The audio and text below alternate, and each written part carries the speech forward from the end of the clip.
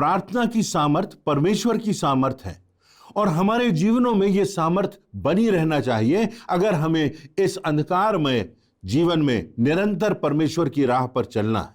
जो लोग प्रार्थना नहीं करते उनसे परमेश्वर का संबंध या तो टूट चुका होता है या निकट भविष्य में निश्चित रूप से टूटने की कगार पर होता है।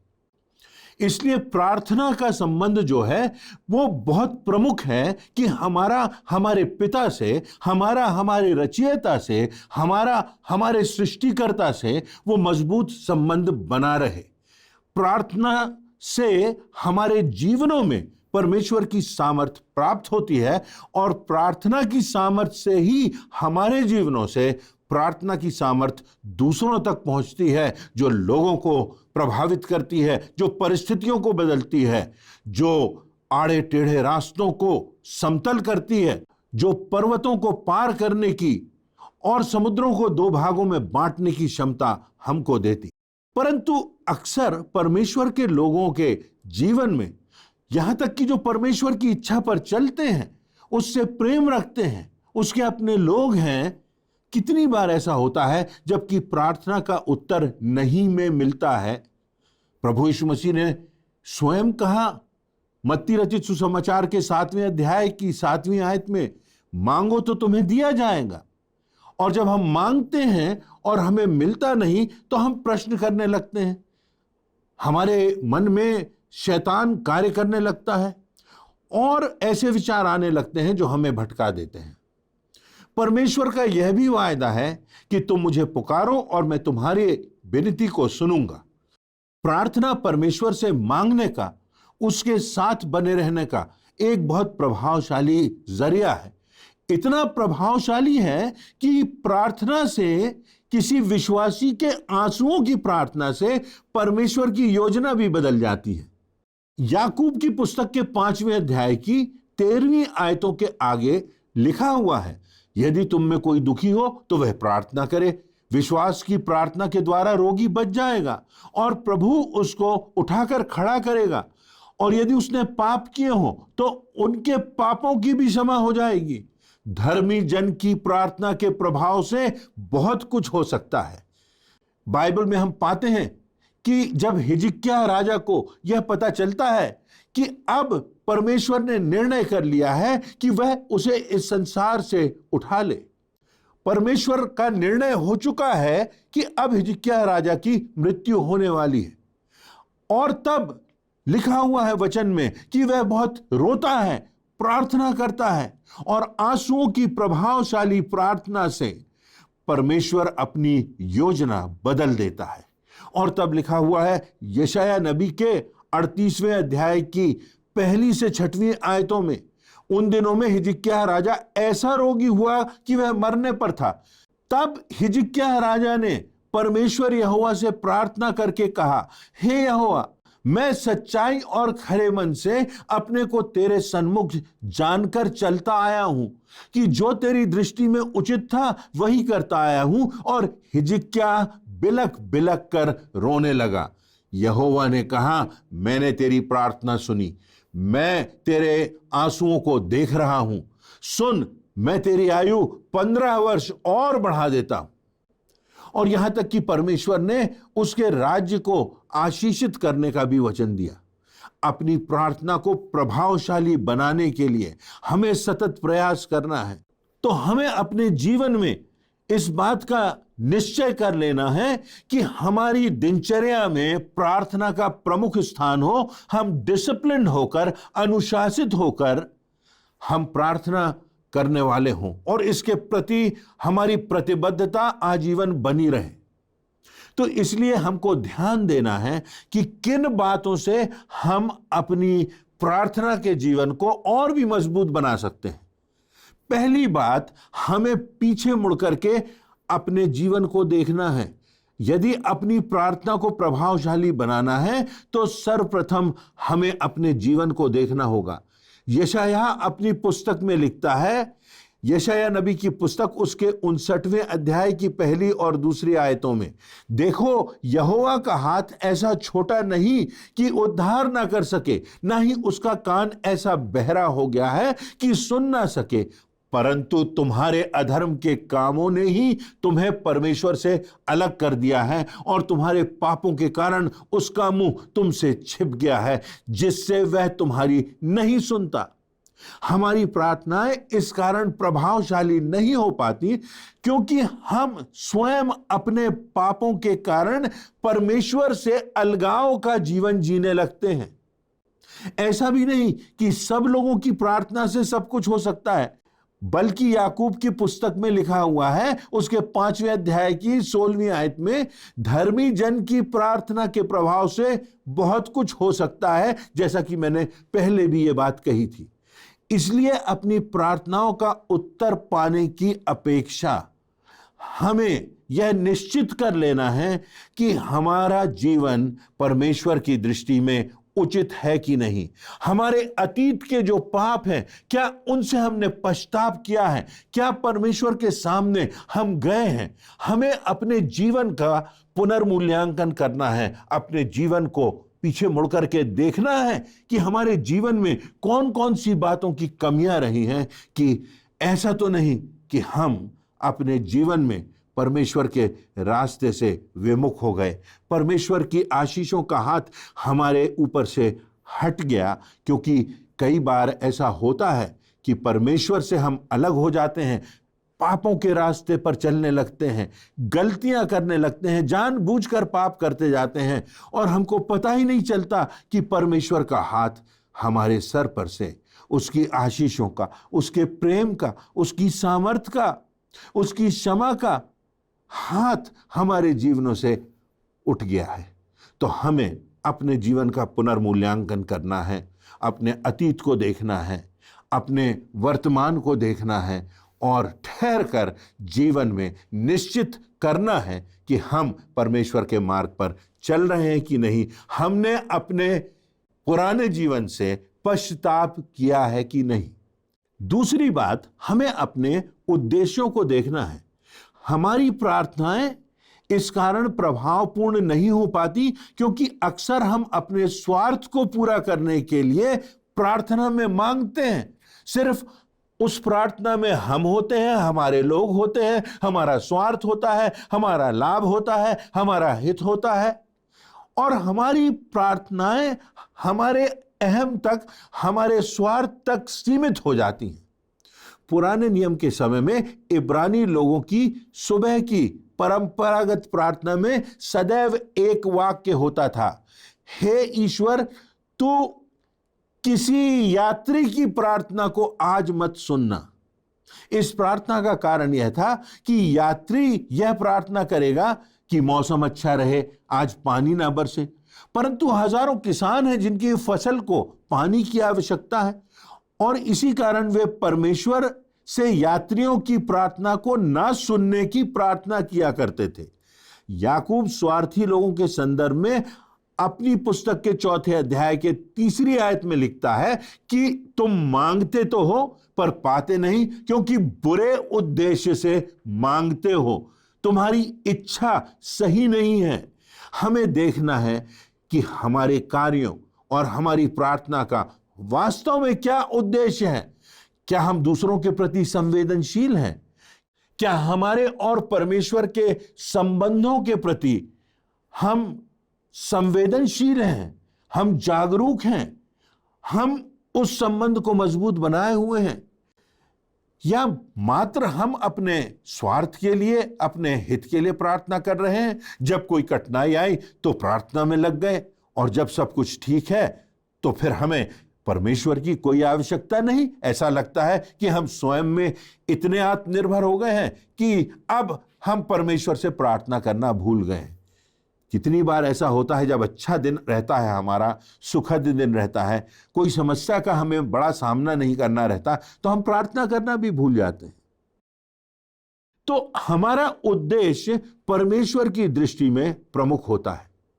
वचन में लिखा हुआ है, दान दे रहे हो तुम, ठीक है, परंतु इस दान देने के पीछे तुम्हारा उद्देश्य क्या है?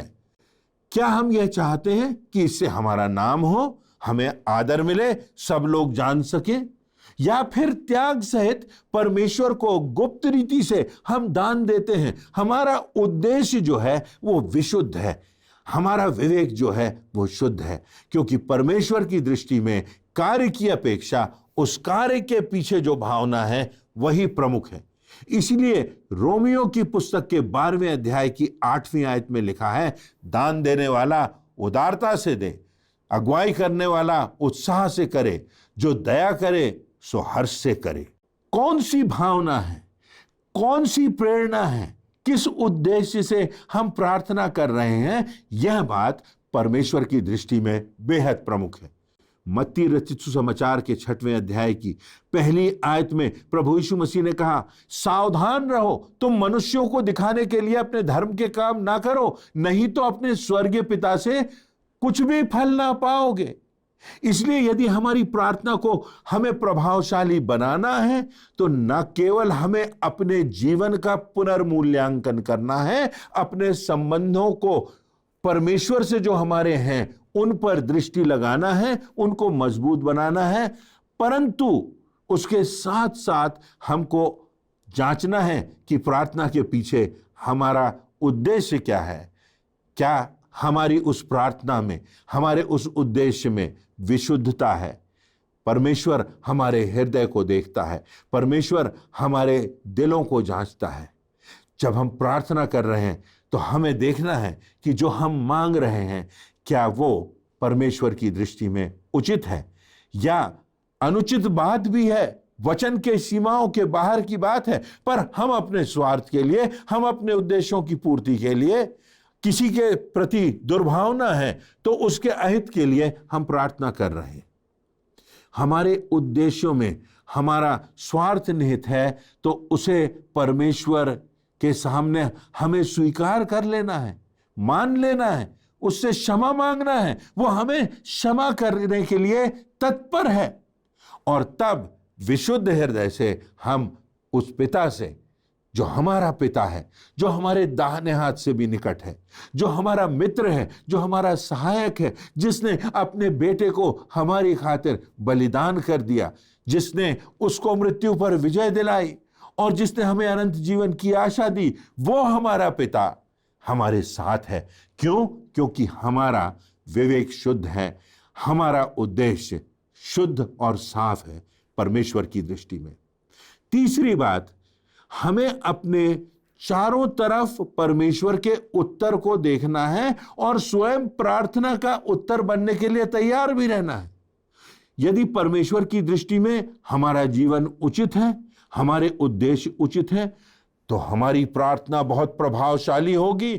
और हमारी जो एक मानसिकता बन गई है कि कोई व्यक्ति है जो फेथ हीलर है, फला व्यक्ति है, उसकी प्रार्थना ज्यादा सुनी जाती है। नहीं, हर एक व्यक्ति जिसका मन शुद्ध है, जिसका परमेश्वर से संबंध है, जो परमेश्वर की दृष्टि में सही मार्ग पर चल रहा है, उस व्यक्ति की प्रार्थना में बहुत प्रभाव होता है, बहुत सामर्थ होती है। तो हमारी प्रार्थना भी प्रभावशाली होगी जब हमारे हृदय में वो निस्वार्थता की भावना होगी। परंतु हमको इसके लिए यह देखना है कि क्या परमेश्वर की इच्छा और उसके वचन के अनुसार हम उसके सामने अपनी प्रार्थनाओं को रखते हैं या नहीं। जिस प्रकार हम अपने सांसारिक माता पिता से कुछ मांगते हैं और वो हमारा भला जानते हैं, वो हमारा हित जानते हैं और जानते हैं कि जो हम मांग रहे हैं वह हमारे जीवन के लिए उचित नहीं है, तो वो मना कर देते हैं, रोक देते हैं, नकार देते हैं। उसी प्रकार परमेश्वर का उत्तर भी नहीं में हो सकता है। हो सकता है हम फूलों भरी राह चाहते हो, परंतु परमेश्वर की योजना है कि हम कलवरी की राह पर से गुजरे और उसकी गवाही हमारी जिंदगियों से मुखरित हो, प्रकाशित हो। परमेश्वर की योजना और हमारी योजना और हमारी इच्छाओं में जमीन और आसमान की भिन्नता होती है। परमेश्वर को जब एक ऐसा देश चुनना था जिसके द्वारा सारा संसार आशीषित हो, तो उसने मिस्र जैसे शक्तिशाली राष्ट्र को ना चुनकर छोटे से देश इज़राइल को चुना। जब परमेश्वर को अपने पुत्र को इस संसार में भेजना था, तो उसने राजमहल में नहीं भेजा, परंतु एक छोटे से साधारण से गौशाले को चुना। परमेश्वर अवश्य उत्तर देता है, परंतु कभी कभी वो उत्तर हमारी अपेक्षाओं के अनुसार नहीं होता, परंतु परमेश्वर भविष्य को देख सकता है। परमेश्वर जानता है कि भविष्य में इस मांग से, इस याचना से हमारा अहित होगा, और तब परमेश्वर हमें रोक देता है। कभी ऐसा भी होता है कि परमेश्वर अपना उत्तर उस समय ना देकर कुछ समय रोक दे या स्थगित कर दे। अभी परमेश्वर का समय नहीं आया। ना हाँ की बात है, ना की बात है, परंतु रुक जाने की भी बात है। अभी ठहर जा, अभी संतोष कर, अभी थोड़ी देर सहनशीलता कायम कर, क्योंकि परमेश्वर जानता है कि कौन सा समय सही है उसकी दृष्टि में। परमेश्वर के द्वारा हमारी प्रार्थनाओं का उत्तर कभी कभी विलंब से भी मिलता है, क्योंकि परमेश्वर का समय हमेशा सही होता है। हम देखते हैं कि जकरिया और इलिशबा वर्षों से परमेश्वर से संतान के लिए प्रार्थना कर रहे थे, याचना कर रहे थे। कई वर्षों तक उन्हें उनकी प्रार्थना का उत्तर नहीं मिला, परंतु परमेश्वर ने उचित समय पर उनकी प्रार्थना का उत्तर दिया, और यूहन्ना के रूप में उनके यहां एक पुत्र उत्पन्न हुआ जिसने प्रभु यीशु मसीह के मार्ग को तैयार किया। वे एक बालक चाहते थे, परंतु परमेश्वर ने एक सामान्य बालक से बढ़कर उन्हें एक महान विश्वासी, महान योद्धा, महापुरुष यूहन्ना के रूप में, एक पुत्र के रूप में उन्हें दे दिया, जिसके विश्वास की गवाही आज भी जिंदा है, और जिस यूहन्ना के विश्वास की गवाही आज भी हमारे जीवनों को प्रेरणा देती है कि किस प्रकार वो जीवन के अंतिम समय तक परमेश्वर के प्रति विश्वास योग्य रहा, वफादार रहा, आज्ञाकारी रहा। तो निष्कर्ष की बात क्या है? परमेश्वर की सारी योजनाओं को हम कभी कभी नहीं समझते, और इसी कारण यह बात प्रमुख है कि हम निरंतर प्रार्थना करने में लगे रहें, परंतु उसके साथ यह भी निश्चित कर लें कि हमारा जीवन उसकी इच्छा पर चलने वाला हो। हम विषमताओं में भी उसकी राह पर चलते रहें। हमारी प्रार्थनाओं में हमारा जो उद्देश्य हो वो स्वार्थ रहित हो, पवित्र हो, परमेश्वर को भावता हुआ हो, दूसरों की उन्नति के लिए हो, और उसके साथ साथ हम चारों तरफ देखें और ठहरना सीखें कि भविष्य में परमेश्वर हमको सही समय पर हमारी प्रार्थना का उत्तर हमें देगा। अभी वर्तमान परिस्थितियां जो हैं वो हमारे हिसाब से तो हमें ठीक दिखाई देती हैं, परंतु परमेश्वर के समय के हिसाब से, परमेश्वर की दृष्टि में उचित नहीं है। समय पर परमेश्वर हमारी प्रार्थना का जवाब देगा, और परमेश्वर हमारा कुशल जानता है, और उसकी प्रतिज्ञा है कि वह हमारी भलाई के लिए, हमारे जीवन के लिए, हमारे अनंत के लिए, हमारे लिए जो कुछ परमेश्वर करेगा उसमें उसका अनुग्रह बना रहेगा, उसकी आशीष बनी रहेगी, उसकी सामर्थ्य बनी रहेगी, उसकी गवाही बनी रहेगी। तो हम परमेश्वर के साथ साथ चलें और उसे संपूर्णता से अपना जीवन दें, तभी हमारी प्रार्थनाएं असरदार होंगी, और हमारी प्रार्थनाओं से हमारा जीवन, हमारा परिवार और हमारे आसपास के लोग भी आशीषित होंगे, और हमारा जीवन बहुतों के लिए आशीष का कारण होगा, और परमेश्वर की दृष्टि में हम उसके धन्य, आशीषित और ग्रहण योग्य दास और दासियां ठहरेंगे।